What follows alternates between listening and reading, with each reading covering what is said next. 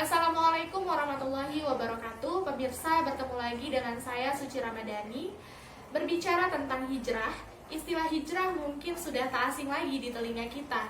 Hijrah itu adalah antara benci dan cinta, yaitu meninggalkan apa yang kita benci dan menuju kepada apa yang kita cintai. Hijrah itu bukan hanya untuk yang taat, tetapi untuk mereka yang ingin taat. Jika Allah mampu merubah siang dan malam, maka yakinlah bahwasannya Allah mampu merubah kecewa menjadi sebuah kebahagiaan. Hijrah itu adalah sebuah pilihan, namun istiqomah tak semudah membalikkan telapak tangan. Berbicara tentang hijrah, teman-teman, di sini saya sudah menghadirkan sosok muslimah yang bisa kita jadikan inspirasi kita bersama, yaitu muslimah yang dalam proses hijrahnya akan banyak memberikan kita gambaran motivasi-motivasi tentang perjuangan hijrahnya, yaitu adalah Ustazah Rehulina. Beliau merupakan salah satu pengajar di Pondok Tahfiz Quran Cahaya Brastagi. Assalamualaikum Ustazah. Gimana kabarnya? Alhamdulillah baik. Alhamdulillah. Nah, berbicara tentang hijrah sendiri nih, menurut Ustazah, apa sih makna hijrah yang sebenarnya? Seperti yang kita ketahui kan, jika kita melihat dari sirah sendiri, hijrah itu kan bagaimana Rasulullah dengan kaum muhajirin pada saat itu berhijrah ataupun berpindah kepada Yasrib ataupun yang kita kenal dengan Madinah saat ini. Kalau menurut saya pribadi, makna hijrah itu tidak kita samakan lagi dengan peristiwa yang terjadi di zaman Rasulullah. Tapi hari ini hijrah kita kaitkan dengan kehidupan kita, bahwasanya kita harus berpindah dari segala sesuatu yang Allah tidak sukai kepada Allah yang sukai gitu. Jadi apa-apa yang Allah tidak suka kita berusaha untuk meninggalkan, dan apa-apa yang Allah perintahkan di dalam Al-Quran kita berusaha untuk melakukan. Nah, teman-teman, seperti yang sudah kita dengar tadi, bahwasanya Ustazah sendiri bilang bahwasanya hijrah yang dilakukan oleh Rasulullah itu tidak bisa kita samakan dengan hijrah yang kita lakukan sekarang begitu. Nah, pasti teman-teman di rumah itu mau tahu dan mungkin penasaran ya, bagaimana sih proses hijrah yang dilakukan oleh Ustazah Rehulina sendiri begitu. Jadi itu prosesnya ya. Prosesnya. Jadi waktu itu ketika saya kelas 2 SMA, saya berada di fase dan masa dimana saya akhirnya memutuskan untuk harus berubah secara keseluruhan.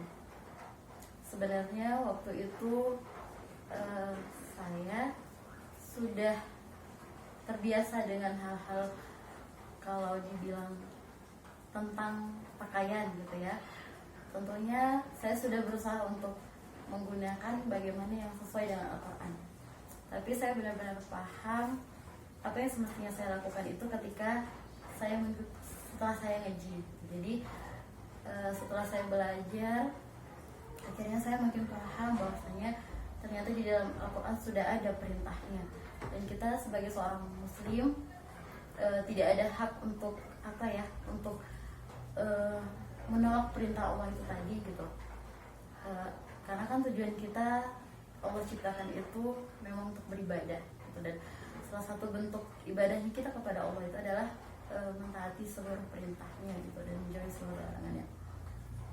Akhirnya bismillah, saya mulai memutuskan pakai jilbab waktu itu ketika kelas 2 SMA, kelas 2 itu secara sempurna insya Allah ya. Bismillah, ya Allah, saya mau berubah menjadi seorang muslimah yang lebih baik, tentunya karena Allah dan juga karena saya ingin membahagiakan kedua orang tua saya gitu. Akhirnya tidak mudah untuk bisa dalam proses kita langsung sempurna gitu. Akhirnya kita memang harus belajar, terus menuntut ilmu. Karena apapun itu dalam kehidupan kita, kalau kita tidak didasari dengan ilmu, tentunya kita menjadi gamblang atau kayak mana ya, atau kita tentu akan susah gitu. Jadi apapun itu hal-hal yang apalagi berkaitan tentang perintah itu, maka kita harus punya ilmu gitu. Jadi alhamdulillah Allah berikan hidayah itu ketika saya kelas 2 SMA. Allah berikan hidayah itu, dan di situ tidak langsung saya sempurna, artinya memang harus proses terus gitu. Jadi mulai yang dari awal tidak pakai jilbab, mulai pakai jilbab, yang mesti di situ mesti pakai celana ya, semoga Allah mengampuni. Terus lalu ketika itu saya berusaha untuk berubah lagi, lalu kembali saya mulai terbiasa dengan pakai rok gitu. Akhirnya tidak langsung dengan kaki ya, juga aurat gitu. Jadi itu bertahap juga, setelah ngaji, setelah belajar bagaimana konsekuensinya gitu. Akhirnya saya berusaha bismillah, ya Allah walaupun ini agak sedikit susah, tapi bismillah saya mau belajar, berusaha untuk sempurna dalam hijrah gitu. Nah, berarti hijrahnya Ustazah Riolina ini dimulai dari penampilannya dulu, baru kemudian menyelaraskan dengan mungkin ibadah-ibadahnya begitu ya Ustazah. Nah, dalam proses hijrah ini kan tidak mudah begitu ya. Apa sih tantangan-tantangan yang Ustazah Riolina dapatkan selama proses hijrah itu gitu? Kalau tantangan terbesar, kalau saya pribadi tidak ada sih gitu, alhamdulillah tidak ada, karena orang tua saya walaupun tidak betul-betul mengajarkan dari dasar kepada saya anaknya, tapi saya bersyukur orang tua saya mesti memberikan izin kalau saya untuk bisa pakai jilbab lebar atau pakai gamis, atau memang sudah mengikuti gitu kan. Jadi orang tua tidak pernah melarang untuk hal-hal tersebut gitu ya. Jadi memang itulah yang memudahkan saya untuk terus berproses gitu. Dan memang tantangan terbesar itu adalah ketika kita sudah berada dalam keadaan seperti ini, kita bisa istiqomah atau enggaknya gitu. Karena banyak orang-orang di luar sana yang mungkin mereka lebih duluan proses hijrahnya gitu ya. Bahkan mungkin nggak usah jauh-jauh, teman-teman terdekat kita mungkin ada jadi yang contoh gitu ya. Tapi tidak semua yang bisa bertahan sampai sekarang gitu. Mungkin karena lingkungan atau mungkin karena ilmunya gitu ya. Tapi kita yang hari ini berada dalam keadaan seperti ini ya harusnya berusaha untuk bisa punya pegangan gitu. Jadi nggak mudah terbawa dengan lingkungan gitu. Ibaratkan semua orang bilang kalau jangan kita yang terwarnai, tapi kita yang mewarnai gitu. Artinya dalam hal kebaikan tentunya, bukan dalam hal keburukan gitu. Jadi insya Allah tidak ada halangan yang memberatkan, tidak ada ujian yang memberatkan, tapi gimana itu tadi, antara apa yang kita kenakan harus kita sesuaikan dengan akhlak kita. Nah, untuk tantangan yang dari dalam kan nggak ada, mungkin dari lingkungan begitu Ustazah, apakah ada adjustment dari pihak-pihak orang-orang lain gitu terhadap kita yang dulunya mungkin kita tidak menggunakan hijab secara sempurna, tiba-tiba udah panjang aja nih jilbabnya gitu, itu bagaimana? Apakah ada atau gimana Ustazah menanggapinya gitu? Kalau selama yang saya dengar, ketika itu kan ketika itu kan memang kita kalau dalam fase itu tentunya akan lebih sering ngaji kan gitu. Jadi waktu itu sih saya rasa ada beberapa orang yang mungkin saya tidak katakan dia menjas atau dia berkata yang tidak baik gitu ya, cuman biasa masyarakat selalu bilang dari mana gitu kan, kalau dari mana baru kau pulang gitu kan. Ya sudah, saya sampaikan aja saya ngaji, atau terkadang saya menghindari supaya orang-orang tidak berpikir negatif. Saya katakan saja saya lagi keluar, memang ada urusan. Jadi alhamdulillah saya tidak pernah mendengar orang-orang mencibir atau menghina, tidak, alhamdulillah tidak gitu.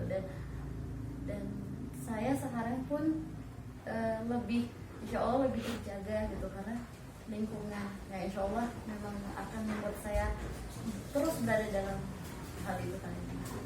Nah, berbicara tentang hijrah sendiri Ustazah, seperti yang sudah katakan tadi, bahwa sebenarnya istiqomahnya tuh yang sulit gitu. Jadi agar teman-teman di rumah juga tahu, jadi ditanyakan sama Ustazah, bagaimana sih tips istiqomah menurut Ustazah Riolina sendiri agar kita bagikan kepada teman-teman di rumah? Nah, kalau saya pribadi ya, dan sekarang pun masih dalam tahap bagaimana saya bisa istiqomah gitu. Mungkin sama sih seperti prinsip-prinsip orang kebanyakan gitu ya. Mungkin kita bisa istiqomah karena kita terus belajar gitu. Yang kedua, kita memang punya prinsip bahwa kita menjalankan perintah Allah ini adalah bentuk kecintaan kita kepada Allah gitu ya. Jadi apapun yang Allah perintahkan itu, mau kita tidak suka, mau kita emang terpaksa gitu ya, tapi memang harus dilaksanakan, harus dijalankan gitu.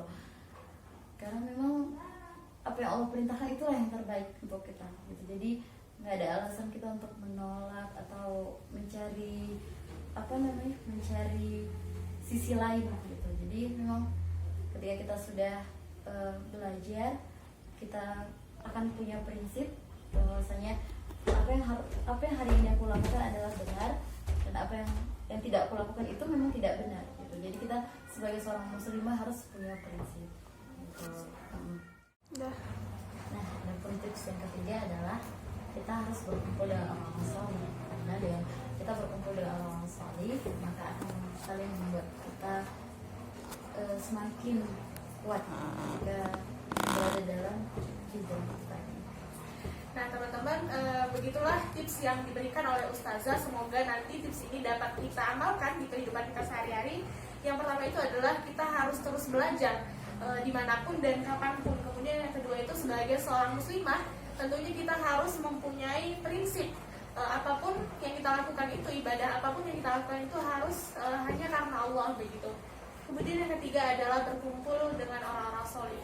Nah Ustazah, untuk Ustazah sendiri mungkin boleh memberikan motivasi kepada teman-teman di rumah agar teman-teman di rumah bisa semangat nih dalam berhijrah dan berjuang dalam proses hijrahnya begitu.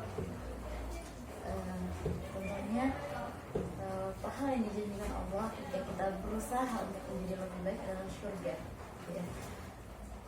Jadi tujuan kita di dunia ini kan adalah memang surganya Allah.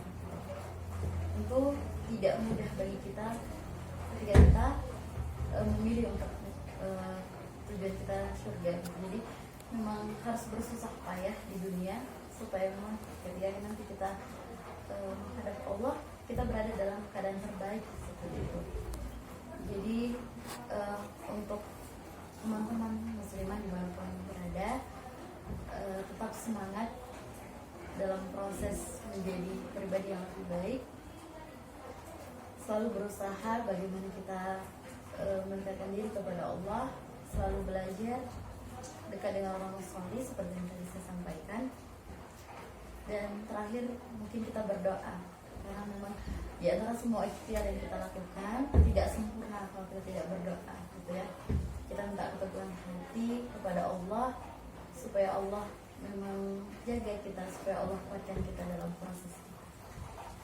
Nah untuk teman-teman di rumah, seperti yang sudah dikatakan oleh Ustazah tadi, mari kita tetap berproses dan semangat, dan juga jangan lupa untuk selain berikhtiar untuk berhijrah, mari kita serahkan kepada Allah dengan mungkin berdoa agar kita diberikan keteguhan hati untuk menjalani proses hijrah yang akan kita lakukan.